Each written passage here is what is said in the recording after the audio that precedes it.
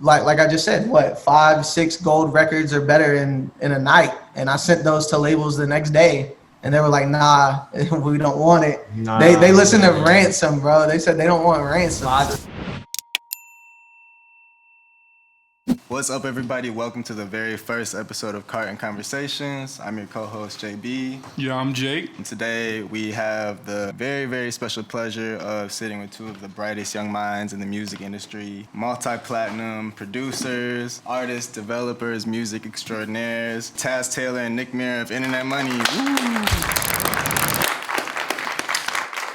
Obviously, the plaques are building up. It's been a couple of years of success now of you guys going just fucking crazy. What makes this the time for the Internet Money project to finally be here? There's a lot of songs that are like really fire and that we love and that fans hear on Instagram Live and Twitter and they love too and that never come out. So by doing this album, this is a way for us to really give back to the fans who support us ever since like the beginning. And from my conversation with you, Taz, it seems like a lot of these songs were made in studio for this project though. So is it more so songs that you guys made from scratch with these artists for this project? We kind of made just like hit records out of like songs that no one else was using that we had, you know what I mean, that we done over time. Maybe 5 or 6 songs on this album are from a year ago or have been stockpiled. And we made a lot of very new records on this album. I agree with you guys. I mean, no better time than now. You guys seem to have amassed a huge following over just a few years. It seems like everything you touch, you guys just have a really keen ear to music that's gonna shoot up the charts, from Lucid Dreams to Ransom, Robbery, Welcome to the Rodeo. The list goes on and on. You know, I'm sure you guys have heard it before. But Jake and I were just talking earlier about, you know, just some of I don't want to say the parallels, but like some of the similarity, like kind of what we do on the video production side and what you guys do on the music production side, just from an artist development level. Can you guys just touch on like how important that is to really just be in the studio, getting your hands dirty with the artists and making sure you find that sound that fits them? We look for the talent and we look for the music and we look for like good quality stuff. We work with all these smaller artists that don't have fans yet, and we give them the support and build their fan bases, and that's really what it's all about, and that's what we're here to do. Everybody's trying to like reach out to you guys and do videos with you guys, and you guys got to obviously be very selective with, you know, who you do videos with and stuff like that, just as well as we are with like picking the artists and making the songs and doing all that. I feel like it's different stages, but we're both just like important to the process together, both of us. You know, talking about how Lyrical and Internet Money have so many similarities, it's gonna finally come together. First single on the Internet Money project might have a Lyrical Lemonade video with it. All right, so The official announcement. Don Tolliver, Boom. Nav, Boom. Gunna. Boom. Are you thirsty? Want water, milk? No. You want soda? No. Lemonade? Yes. Yes, sir. An ice cold lemonade. The song is called Lemonade, which is crazy. It had to happen. There's no way we could not do the video. It's just cool to see that our ears over at Lyrical Lemonade heard what your guys' ears heard at Internet Money, and we both found ways to apply our talents to that artist and help them out. You don't need all the tools that you think you need in your head. Like starting out making music, or even if it's doing videos, if you have the vision and you have the ideas and you know what you want to do, you can really just go out and do it. It's all about whether or not you really want to pursue it and you really want to get it done. Like you saw me at the Airbnb, we had a laptop in a freaking master bedroom recording on Pro Tools, literally made a beat on the spot. And then also we're in the studio the next week with the biggest artists in the game, and it's still the same situation. We know we're just gonna have a good time and vibe, and it's just no pressure for us. It's like an artist was recording a record, bro, like literally recording to a beat. We couldn't listen to nothing. There was no headphones or nothing. Nick's making a beat on mute. He's just clicking it in, doing all that. And whenever it's time for the artist to go, he's like, yeah, shoot, I got this record, shoot. Plays it. It's a smash, bro. He didn't listen. He didn't do nothing, bro. Finished beat. Done beat, tagging everything. It was really crazy to see. Nick, you were in the room with him. You were making beats from scratch. Taz had a whole nother room set up with, 4 or 5 producers in there all making different beats, just ready to just come in and show more music. Ty's in there going crazy, just instantly ready to rap on everything.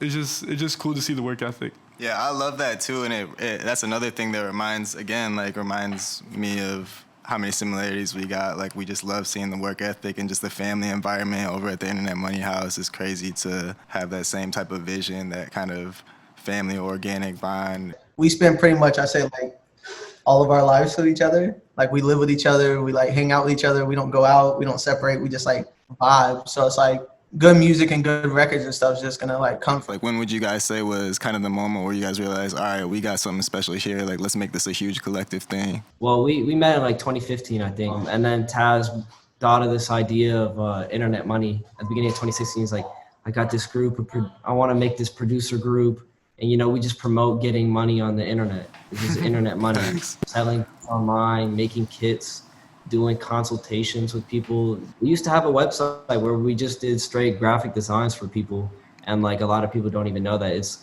more than just the music.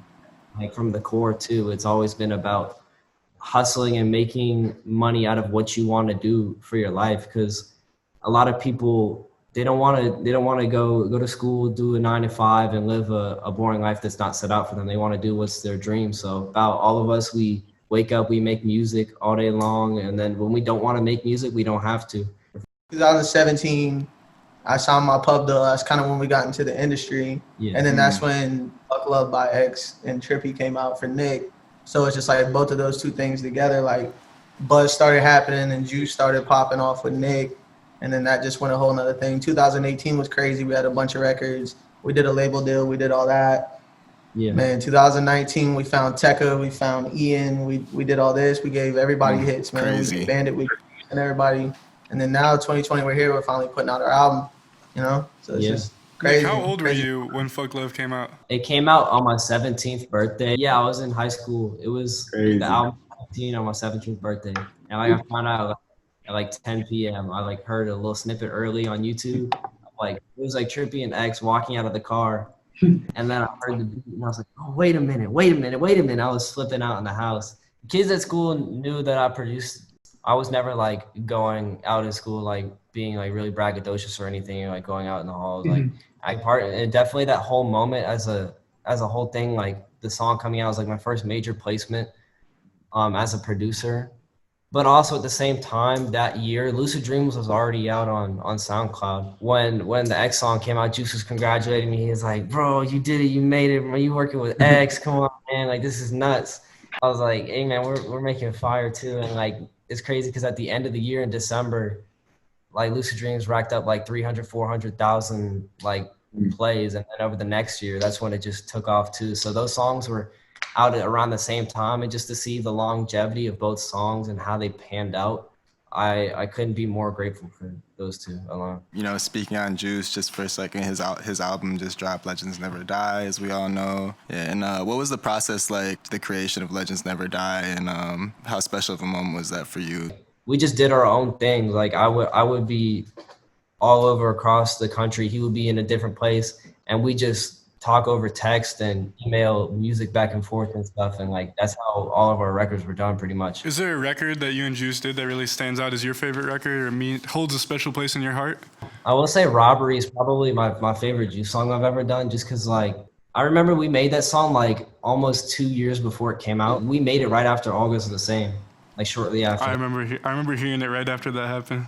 And when I heard that song, I was like, oh my God, bro, this song is literally nuts. Like, after the first listen, I knew all the words. Then it got leaked, and I was like, wow, this just ruined everything, and nothing will ever happen.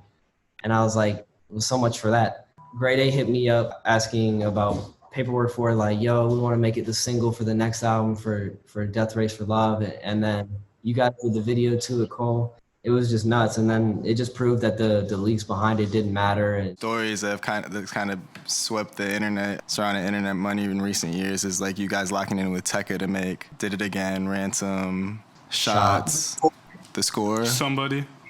So hard. Which is now on the Internet Money album. We put it on today. Therefore, all the songs that we made with Tekka on the first night. What's your guys' chemistry like with Tekka? How has that relationship developed, and how are you guys able to pump out hits so easily? I think with Tekka, it's just more so like, that's like my little brother right there. Like, I was one of the first people who kind of believed in him and like believed in him enough to like, yo, come out to LA, come work, come do all this. Tekka just like, no, I want Gunna beats. And I'm like, bro, you don't want Gunna beats, bro. He's like, okay, Just overall, when it comes to like the creative process, like I feel like me and Tekka's relationship is probably like the closest out of anybody. He's steadily just like always looking out for us, always making sure that like we're taken care of. He'll give us records for our album, or like we're always first on his list of work whenever he's in album mode or doing whatever, you know. Tekka don't really like, I don't want to say like anybody, but he's just like his own, like in his own world. Sticks to himself. No, that's hilarious. You said that. I remember we went to his birthday dinner, and everyone's giving like super heartfelt speeches, and Tekka gets up and he's like, "I just want to let you guys know." He's like, "I don't really like people, but I like you guys." And that was his whole speech. He sat down and everyone was like, "That is amazing." And I know from my conversations with him, my conversations with Giuseppe, they love you guys, and obviously there's an extreme chemistry there.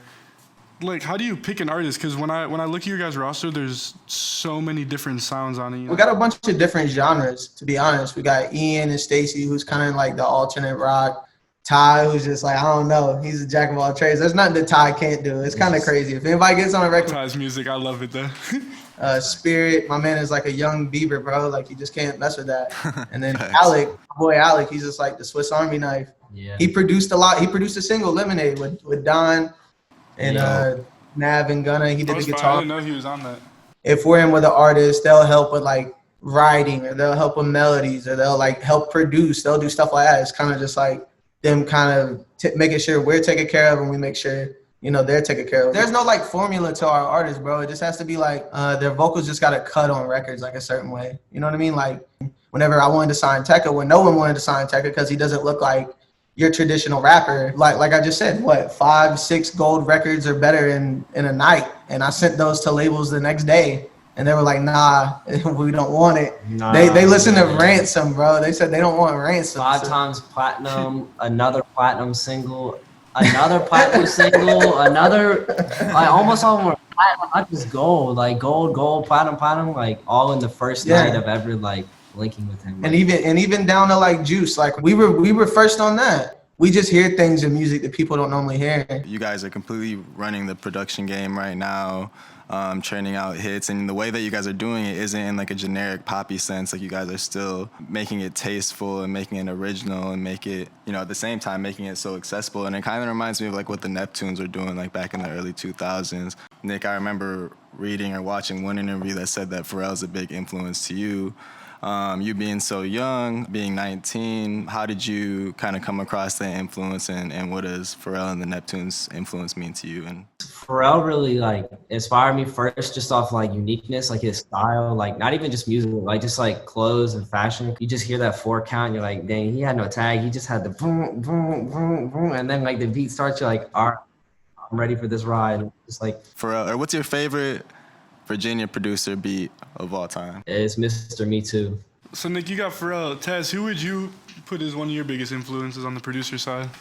Probably Mike Will, bro. I mean, like, obviously from like a musical standpoint, but kind of just more so like how his business is structured and everything. Like, he did the Eardrummers, he signed Sway Lee, signed Ray Sherman, you know what I mean? Like, just because like our model was so like loosely based around his stuff, you know what I mean? So I know you have a history of type beats. Have any of the producers you've brought on, have you found by typing in Internet Money type beat? I looked up how to make a Nick Mira type beat. I was like, dang, these kids are really talented. They're fire. The main thing we look for is like if they have an ear or not. Even if your beats are trash and you're starting out, all of our beats were trash when we started out. All the beats Nick made the past 3 weeks he think are trash. So it's like it doesn't matter. Like, and also on top of that, just from a different aspect, whenever people think about Internet Money, like they could think about the sound and the beats and everything.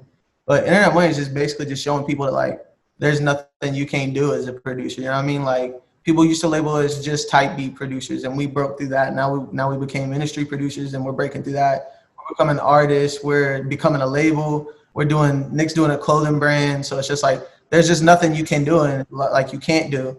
Like Taz literally made Internet Money an entrepreneur like college. Like it's like our own university. Like, Money University, you come in and like Taz, like no matter what you want to do, like you can do it. If you want to go out and like you want to make beats for a year, get your bread up, and then you want to go open up a restaurant, I'm here for you. I support it. I'm going to be helping out.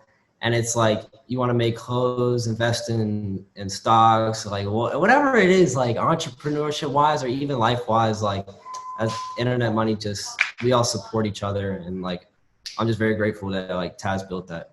And on top of that, Mr. Entrepreneur over here, I gave Mr. Nicholas Mira his own label a couple weeks ago. So, Oh, shit. Congrats. Mira Touch. Mira Touch, the label. Ooh, the label. That's label. it. You The got label. Is that through 10K? Yeah. So it's through me and 10K. Internet Money and 10K. That's amazing. Congratulations. It's a good partnership. We got a really good relationship with Elliot and Caroline, you know what I mean? So it's just a big family, and we're a family already. So, like, why not expand on it? And, like, instead of letting my producers be producers or whatever, I'm teaching them how to become label executives and own their own labels and sign their own artists and do all that. Like, my producers have producers signed to them, you know what I mean? So it's like I'm just out here pushing the envelope, man. We're trying to do new things. No, it's great to see all the things you've done for all the people you have under you, you know, helping everyone on your team. Just, it's incredible. And I know, Nick, you said one thing that's really important for producers is being able to listen. What's some of the best advice that Taz gave you early on? He doesn't speak on something like if he's wrong. He only speaks on something if he knows he's right. He's not going to give me a bad like solution that's not going to work. He's just taught me to be, you know, a sharper thinker and like decision making, and learn to look out for myself more, watch out who's really being shady, like who's trying to take what from who. And yeah, man, I met Nick when he was 15. He's a completely different person today. Nah, I love that for real though, man. And just like, especially in this industry, just finding somebody that you can go to for advice and be able to have that kind of trust. And especially when you guys work in the same craft, I think that's really important. Overall, just the whole vision, the whole message. You know, I came up as a freelance graphic designer, so I know all about, you know, kind of empowering that vision, you know what I mean? And just like empowering your friends to do what they want to do and using it to build something greater. So I love that. I was a graphic designer before I did music.